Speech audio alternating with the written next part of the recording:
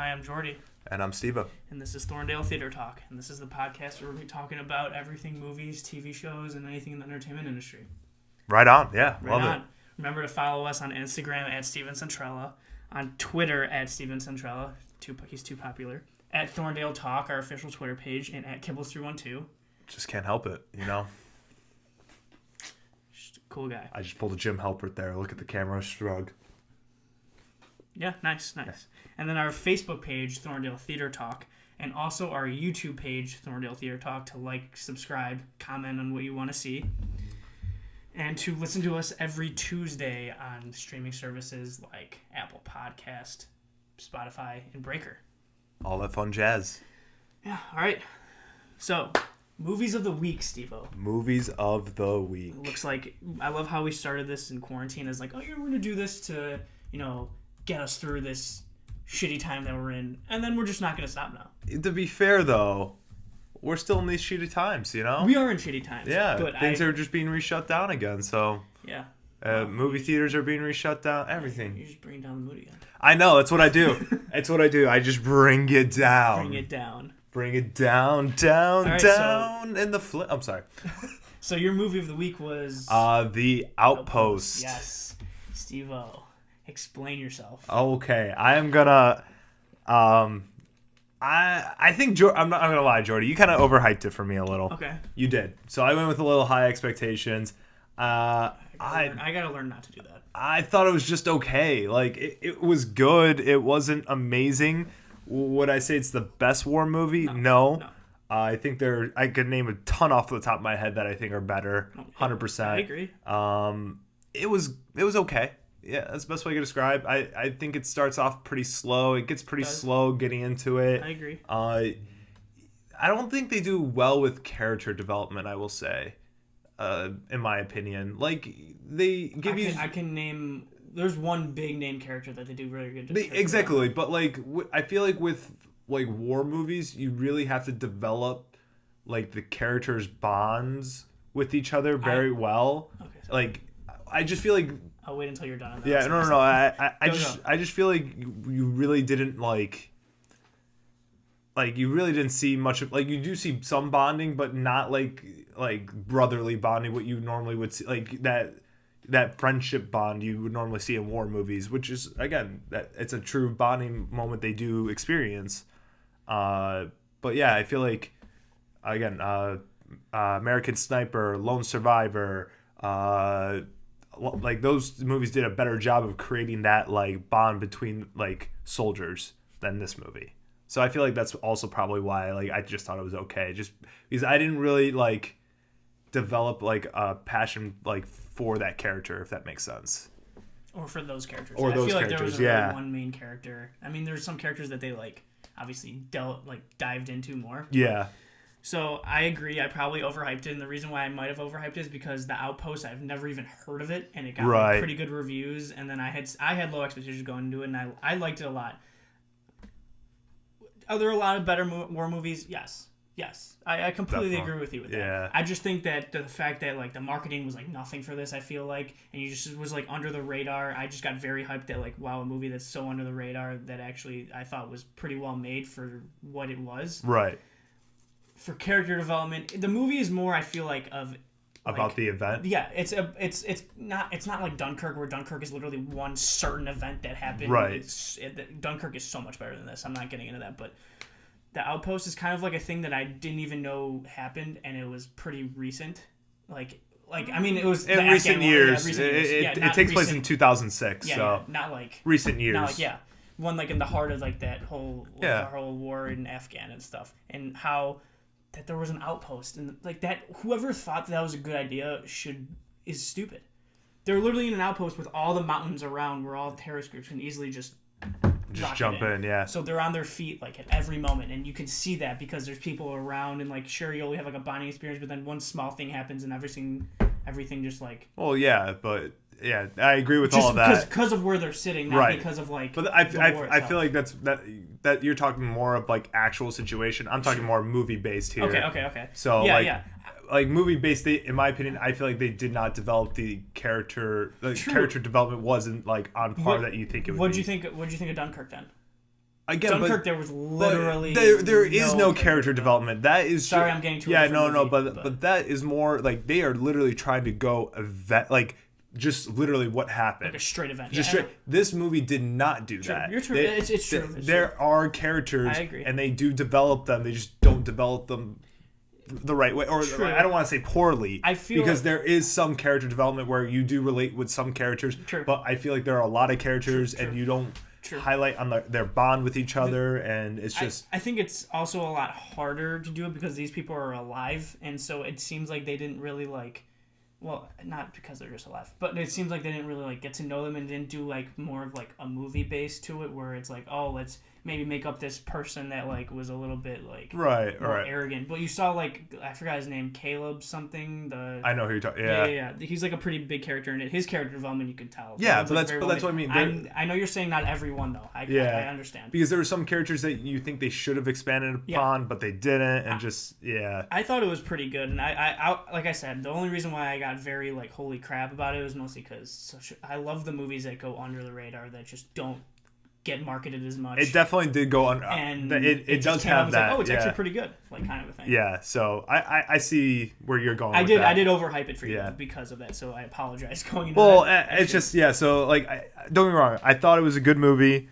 I just didn't think it was amazing. Yeah, I like the percentage that IMDb gives, and the rating that IMDb gives and Metacritic gives, 6.6 or something. Yeah, 6.6 and a 70% for Metacritic. I think that's perfect. I think that's perfect. The Rotten Tomatoes say 92%.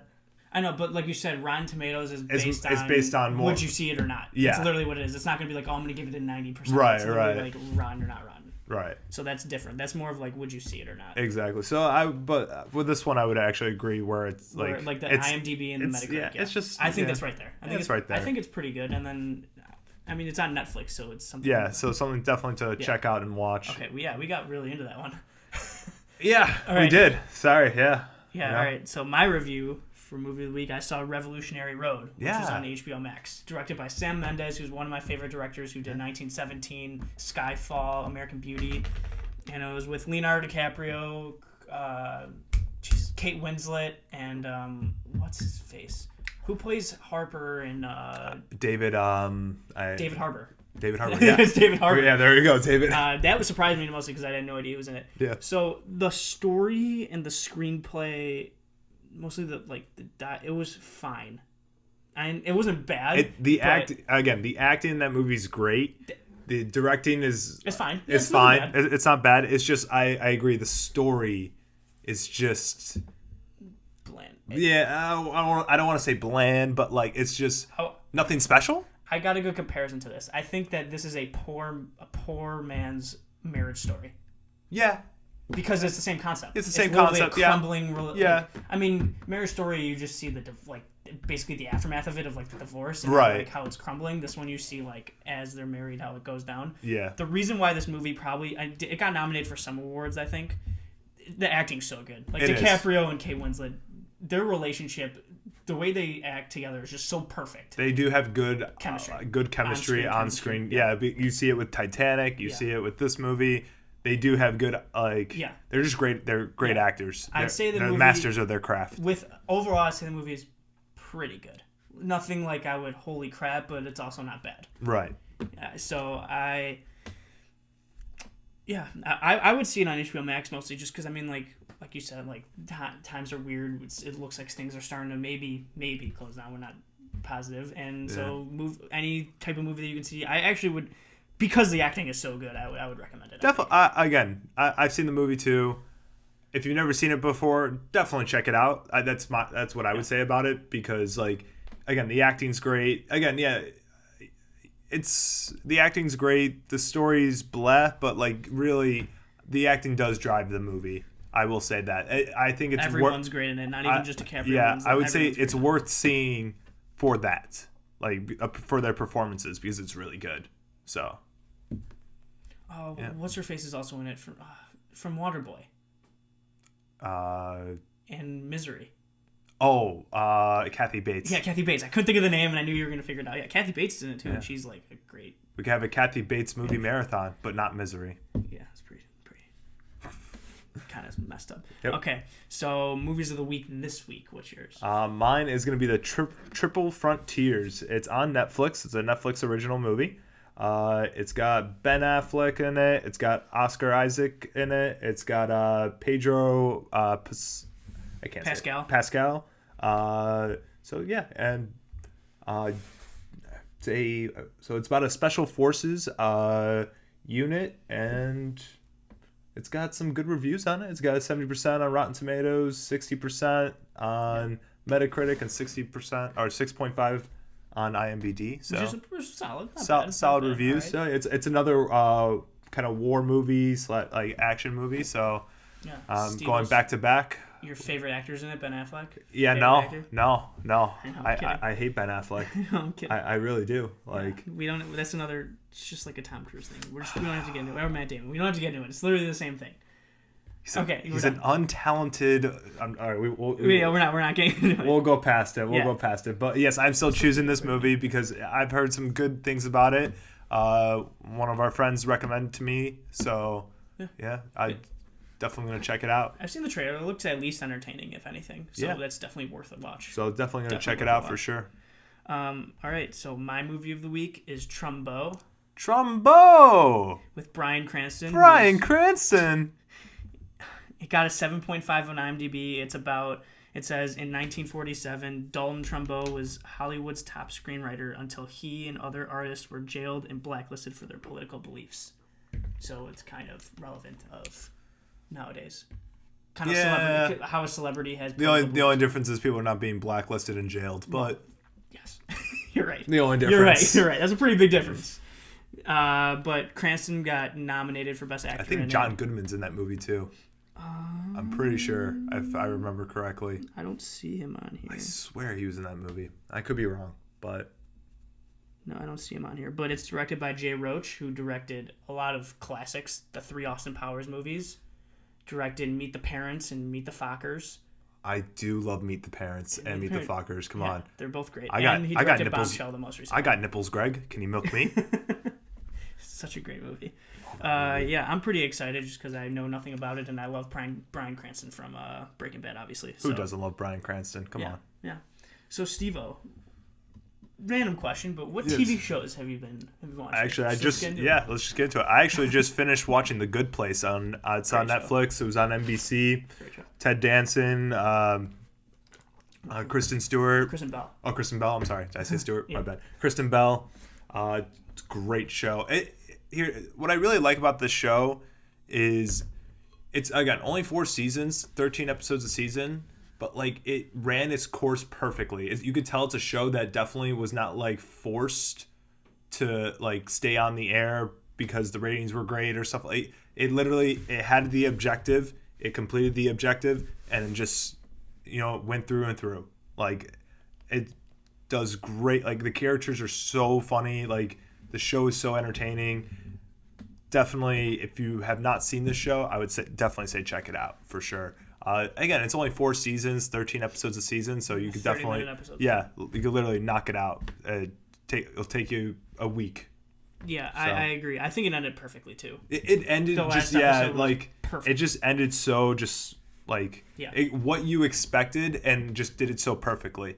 So definitely a show I recommend. I just finished watching, so I'm gonna work on my next show that's on my list that I'm gonna work on. Do you know what it is or no? I'm debating between 2, but I'm gonna start The Boys next on Amazon Prime. So that's my next. One of my favorite shows right now. Yeah. Not of all time, just right now on television. It's one of my favorite shows. Yeah. So I'm watching a TV show that I just started. You're watching a TV show? Yeah. Oh my god. Me? Oh my god, look at this. Oh, it's crazy. Yeah, man. What show are you watching, bro? I'm watching Succession. It is actually executive produced by Adam McKay and Will Ferrell. Oh, damn. And it stars Jeremy Strong. It's not a lot of... I'm trying to think of... Oh, and Brian Cox. I don't know if you know who that is.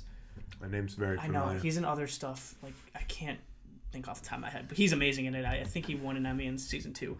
I'm in the middle of it. I'm in the middle of season 1. It is really good. I am thoroughly enjoying the show. It's about. Oh, I know Brian Cox. Yeah, it's about this like huge media conglomerate and how this family like. Oh wait, this is on HBO, isn't it? Yeah. Like in this family runs it, but that family is so power hungry and like they're terrible people. Yeah, and it just shows how that like the dad, like Brian Cox plays like the father of it, and he has sort of like brain damage in it. I know what show this is, man. Like really I remember seeing like and like it was a show I definitely wanted to check out, but I just didn't get a chance to. It's really good, and it's only so far. I think it's crap. Is it 10 episodes a season? It's 10 episodes a season, hour long, but there's only been 2 seasons so far, and it's still going on. But I highly recommend it. It is really funny at times, really funny, and it's also very well written. I definitely do like HBO series, I must say. Like for the most part, yeah. Yeah, like in general, there's always bombs that aren't intended. Obviously, agreed. But I feel like usually HBO series, like you never could go wrong with it. Like with a show on HBO, yeah. I would say. Yeah, and just like a side note. I think it's like I have like 3 favorite shows on right now that I'm just gonna name. Go for it. Name them. Succession, just because I'm on episode like 7 of season 1. Yeah. The Boys that you're about to watch, and Barry. I really want. I need Barry season 3. I know. For the love of God, I need Barry season 3. COVID ruins everything. I wonder how far they were in it when they were. I don't even think. I don't think they finished writing, or they may have like maybe just ended writing. If I know. Yeah, because I don't remember reading anything that they started production. Yeah. But oh man, Barry's so good. It's such a good show. That's another show. I think we probably said that in previous episodes, but Barry is a show you need to check out. And it's also a very easy watch. Very easy watch. Very entertaining. Right. We'll love it. Wow, we had a pretty long intro. Let's get to the news, Steve-O. Oh man, we got to get to the news, everybody. The news. We go into the news for you. The news. This is all from ScreenRant.com. You heard it from here. ScreenRant.com. All right. So the big piece of news that happened over the weekend, which is really sad. So Sir Sean Connery dies at the age of 90. Everyone knows Sir Sean Connery, James Bond. Other great movies. Other great movies, but like he's known for considered the best James Bond. Yeah. Some people disagree. I will say he's still the best James Bond. I think he's the best James Bond. That's just my opinion. I think he's still number 1, and then I think Daniel Craig's number 2. But that's a whole other conversation. Yeah. But yeah, so he's been sick for a while. But yeah, unfortunately, he passed away this past weekend. And again, at the age of 90, though, like that's a long life. You know, 2020 keeps just getting worse. I mean, this one, I think there were reports that he was sick for a little bit. He was sick for a bit, from what I read, and it's still sad. It's still sad. Yeah. Well, on the topic, what's your favorite Sean Connery movie? Favorite Sean Connery movie? All right. Yeah. All right. Off the top of my head, I know my favorite James Bond Sean Connery movie, which is From Russia with Love. Okay. I love that one. That was the second one I think he made. I think it was Dr. No, and then that one. That one's so good. Goldfinger is pretty good though. Goldfinger's really he has so many good James Bond movies because he's the best. He was the best James Bond. He portrayed it, I think, the best way that you can. For a non-James Bond movie, because I feel like that's just a whole different category. Yeah. I really like The Rock. The Rock is good. I'll give you that. Wasn't he in a movie called Armageddon? I think so, actually. I got it in a sec, but I mean that's not one of my favorites, but that just came to my mind. Right. I think he was. Maybe I'm wrong. Whatever. It's a lot. He has a lot of movies on here, but yeah, I'd probably say that. I haven't seen The Hunt for Red October in a while, and I remember I liked that movie a lot. I was a kid when I saw that. Yeah, I don't remember. That's a movie I would have to rewatch for sure. Mm-hmm. But I would say definitely Indiana Jones is up there for me. Come on. I know. I keep forgetting those. I will say The Rock too, definitely. I think that was my first movie outside of James Bond that I saw with Sean Connery, and I loved The Rock. The Rock, yeah. Yeah. Again, Nicolas Cage being Nicolas Cage in that movie, but I love also with The Rock, like how there's that like side story being like, oh, he's just playing James Bond, like directed by Michael Bay. Fun fact. Yeah, I do remember. But that. Yeah, I know. But yeah, I would say probably Indiana Jones would probably be one of my favorite Sean Connery movies, as well as Goldfinger, well as The Rock as well. The Hunt for Red October, I would have to rewatch. I remember I liked it a lot, but I don't remember a lot. Exactly. I was a kid when I saw that movie. I was like 9 or 10. Like it's been 15 years, so something I would definitely have to rewatch. Yeah. But yeah. I may rewatch it because of Sean Connery and his passing. So definitely. Yeah. R.I.P. to that guy. R.I.P. The one who started it all with the James Bond franchise. Exactly. Again, but I view on the positives. He lived a very long life. Yeah. 90 years. That's a long time. It was a long time. All right, so moving on to next piece of news. So Richard Pryor biopic movie is in the works from the creator of the Blackish TV series. So this is like something I definitely like. Come on, Richard Pryor's got a very interesting story. Yeah, and he's considered one of the best comedians ever. Yeah, and been waiting for like a biopic like this. Yeah, and I haven't seen Blackish, but from my reports, it's a pretty good show. It's gotten some Emmy nominations here and there, I think. See, for me, that show, that's good promise for I was gonna say with the Blackish show, it is a good show. Again, it's not a show I watch consistently. Kind of the same thing with the Goldbergs. It's a show I'll watch if it's on, but I'm not gonna like consistently watch it. Yeah. But it is good from the episodes I've seen. Yeah. So it's got some good writing in there. Yeah, so that's, like I said, that's very good promise at this movie. Exactly.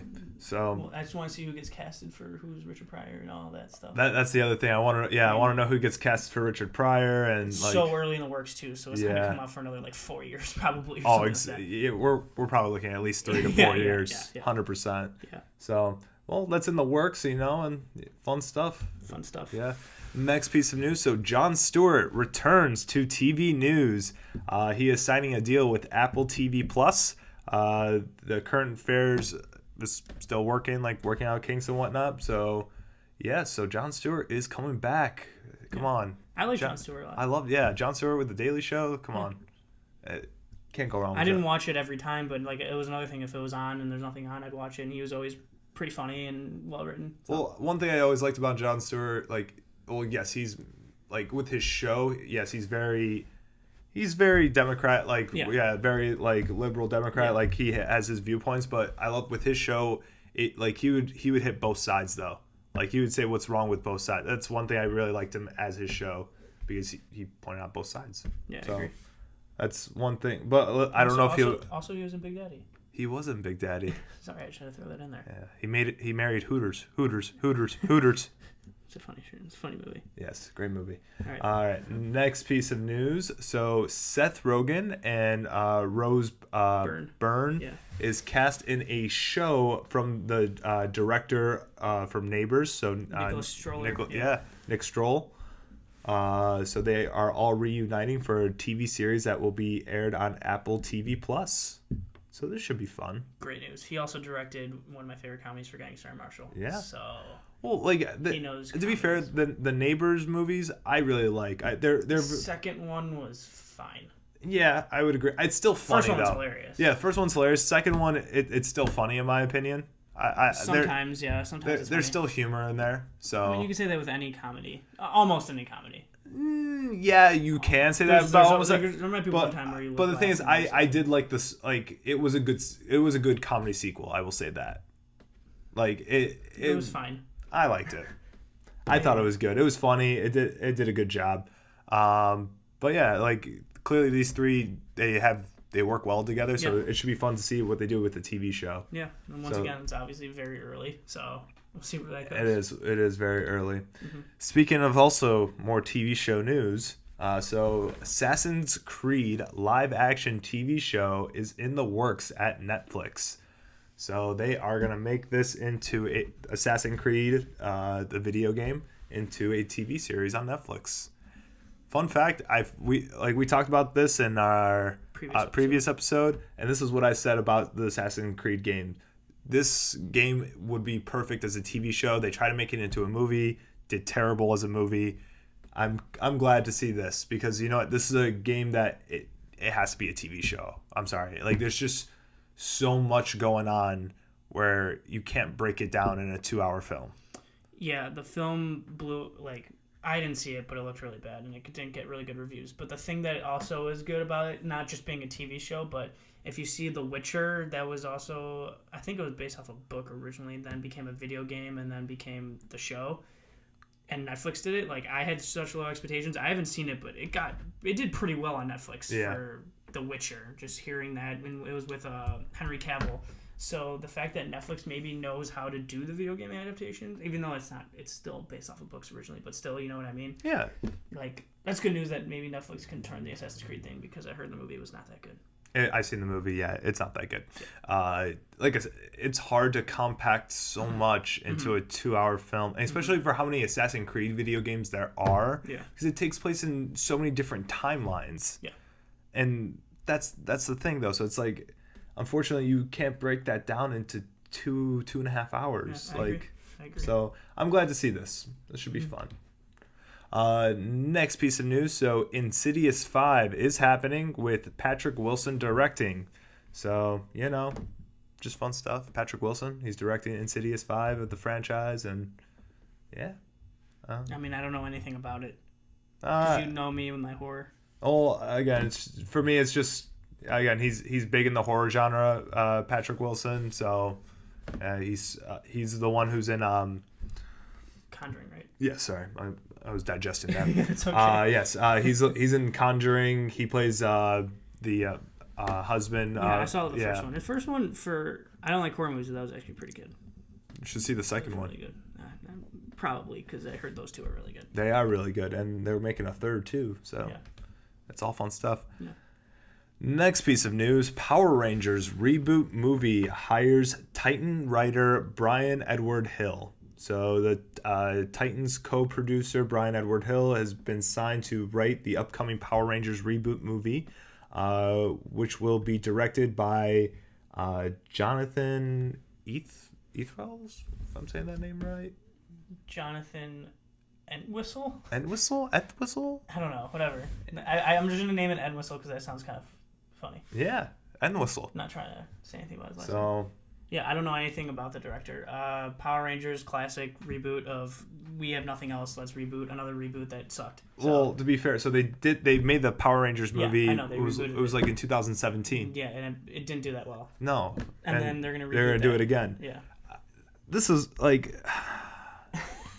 again, they're trying to make this into like something for like adults / like kids. That's a hard thing to do, especially with the concept of the Power Rangers. Power Rangers, I'm sorry, it's solely a kid's thing. Yes. Like, you can't, like, no matter how hard you try, I think, you can't make it into something for adults to enjoy as well as kids.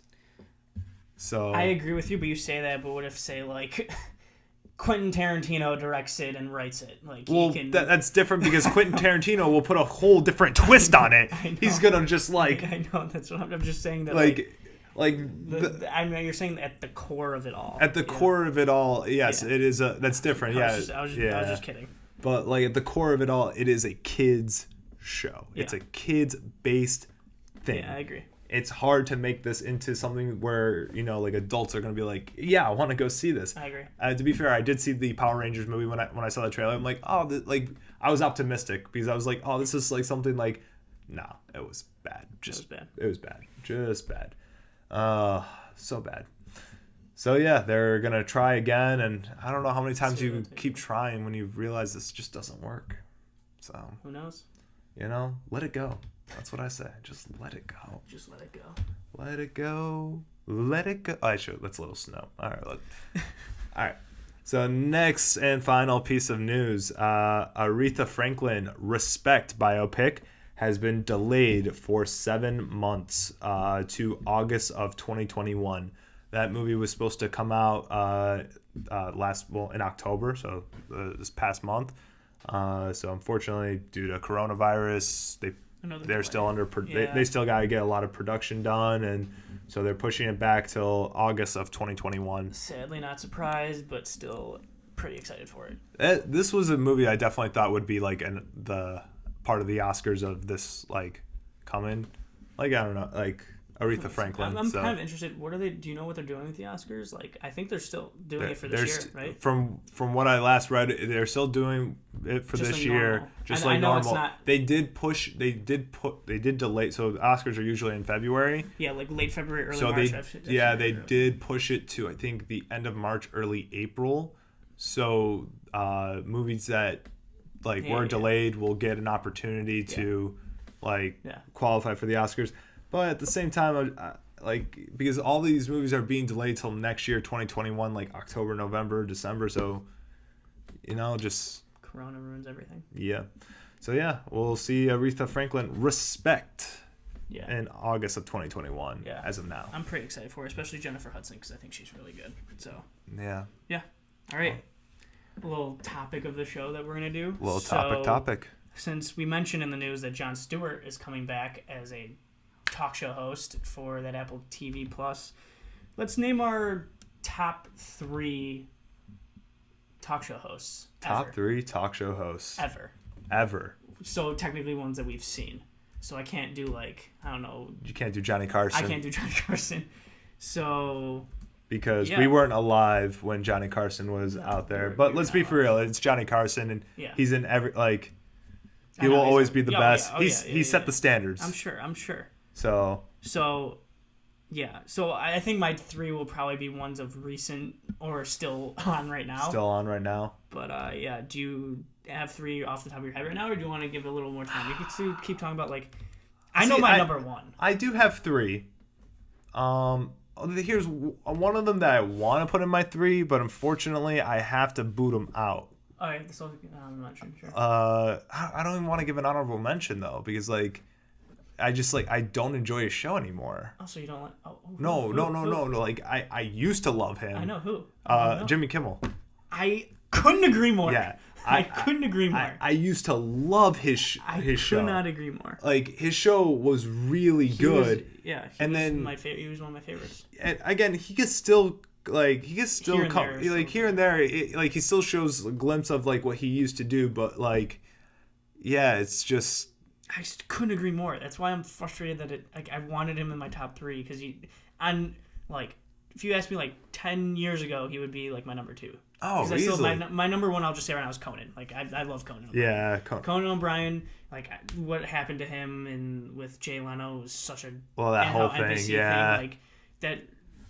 I mean, that was such a long time ago, and no one really cares anymore. But that was just such a shitty thing that happened to him. And it's Jay Leno be Jay Leno. Exactly. And now that he has his own show on TBS, and he makes TBS watchable, because I don't watch TBS that much unless it's a playoff baseball game that's usually on then. Yeah. Or even, is there basketball playoffs on? March Madness. So he makes TBS a channel that I would watch because of Conan O'Brien. And I think he's so talented. He's very funny. He is a very good interviewer too. But yeah, just unfortunately, I would want to say Jimmy Kimmel, but just sorry, I just cut you I know, but no, I it's just of lately. It's Who's just your number 1? My number 1. That's tough, actually. I think I know my number 2 now, because my number 1. I wanted Jimmy Kimmel too, but I can't. My number 1 still, even though he's not doing as, I would say David Letterman was always one of my favorites. He was my number 2. Yeah, I always loved between Leno and I was always Letterman. Oh, easily Letterman. I never was a big Jay Leno fan, so I would say my number 2 would be Conan O'Brien. Fair. Yeah, fair. I do love Conan. And then my number 2 is David Letterman. I don't know who my number 3 would be. See, I want to put Seth Meyers there. He gets so we talked about this off air. I was saying he gets so underappreciated because of Kimmel's very popular despite our belief. He's huge. Jimmy Fallon is huge. Yeah. Conan O'Brien, I think, is huge, right? Conan O'Brien is huge. I just don't think he had, because since he's not since he's not on the big network, NBC or ABC, yes, so he doesn't get the same praise as Fallon and Kimmel. I know those are the top 2. So yeah, I agree though. Seth Meyers, I think he's so funny. I think he's very intelligent, and he knows what the hell he's talking about when it comes to politics. Because nowadays, not even just that, but even his interview skills, his style of comedy, all of it is just it's so perfect. It's so good. He's such a good writer. I really like Seth Meyers, and I do want him in my 3. But I'm still, as much as Jimmy Fallon, interview wise, he's awful. Yes. Awful. But the thing that makes him so popular is that he's so good at pop culture and what's hot now, and he does it so well. I will admit to That's that. why I appreciate him a lot. I think I'm gonna do Seth Meyers at 3. Because now more. Well, don't get me wrong. Like I like Fallon with like a lot of the games he does, a lot of the like skits he does. His monologues a hit or miss, I think. I don't think he's good at the monologue. I don't think he's that great, but he someday randomly might have like a really funny line. But I would say that's the one thing he does struggle with is definitely the two things where I think you need with the late night like comedy like talk show. You need to be good at the monologue and you need to be good at interview skills. Yes, those are the two things. Well, those are the two things he's not good at. But again, he does have other great qualities, which makes his show good. Which I honestly respect Jimmy Fallon because, like I said, the way he's on top of pop culture and knows what's big and does it in like the perfect way is like very hard to do, I think, and he does it very well. He does. He's not my 3. I think Seth Meyers will be my 3. I would have to put Seth Meyers. Yeah, I would love to see Seth like Meyers not on late night, like on prime time. Yeah, I want him in a prime time too. Yeah, because I really like him a lot. That being said, I like Stephen Colbert. I love Stephen. I like the Colbert Report. Yes, I haven't watched much of him being on CBS late night, but again his ratings are good. Yeah, always. Yeah, he's very good ratings. He also is a guy that knows what the hell he's talking about. He does. I'm not that big into like the politics like joke wise, just mostly because it's gotten overdone so much, and I understand why they're doing it though, because like ratings are high. It's like what's right now, what's popular. I completely understand it, but it's just not up my cup of tea. So it's like I don't watch him that much, but I think he does know what he's talking about. He's really funny. Yeah. I will say that about Colbert, but I still think I like Seth Meyers more. Yeah, I would have to agree with that. Again, I do like Colbert. I miss him more on Colbert Report. Yes. Again, that's what I would have to say on that one. But I agree. I also like Jon Stewart a lot. I liked him a lot when he was on. I really did like Jon Stewart too. He wouldn't make my top 3, but that's also one that you just have to say. I was never a big Jay Leno fan, even though I didn't watch him like too much, so I can't. I did watch Jay Leno, and I just never really got into it. His humor. I just never got into it. Yeah. Yeah, I was like Letterman was always my favorite, and then I would have to put Conan. Yeah. And then 3 like, but also because I love Seth Meyers, but I feel like there's someone that might be like.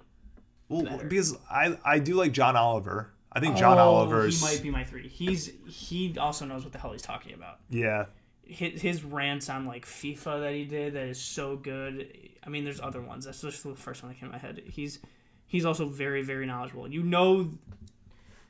Like, I'm not trying to take a shot at Jimmy Kimmel because he knows more than me in this, but when he gets into the politics game, he sounds like he's trying to catch up to like what Colbert's doing and everything, and trying to get to become that big popularity guy. And sure, that's working because it's easy to make fun of Trump, but like, exactly that's my point. I miss the old Kimmel when he just like didn't give a crap about that, and he just made hilarious jokes about just like random stuff that's been going on. Exactly. That's what I miss. That's what I miss about Kimmel. Because his whole monologue is always about Trump, about politics, or like it's only about politics. It's like that's the same thing with Colbert. You can say though. Yeah, but again, that's always been Colbert's strength. Like. I know. But that's always been his rapport. I know. His rapport of like he's always been known as the political guy, where Kimmel wasn't. Like he was known as just like just the funny guy who find these funny stories, who do cool things like. Yeah.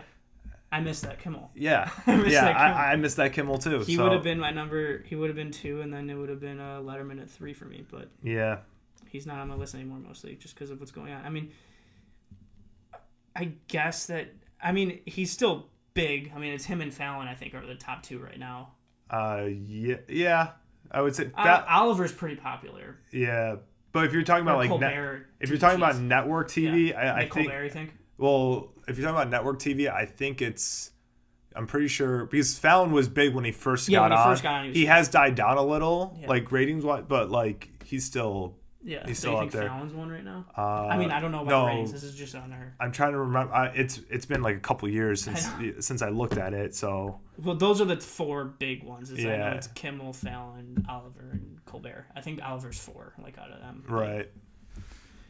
So, and there's also James Corden. I'm not a big James Corden fan. Like there was a period of time where I really liked him for some reason, like a lot, and then it just quickly died down. It was like a month straight where I was like, "Oh, James Corden's actually pretty cool." I think, and then I was like, "Oh." When he first started the carpool karaoke, that was cool. But then cool. It got as obvious overdone, and then just like okay. That was the thing. It did get over.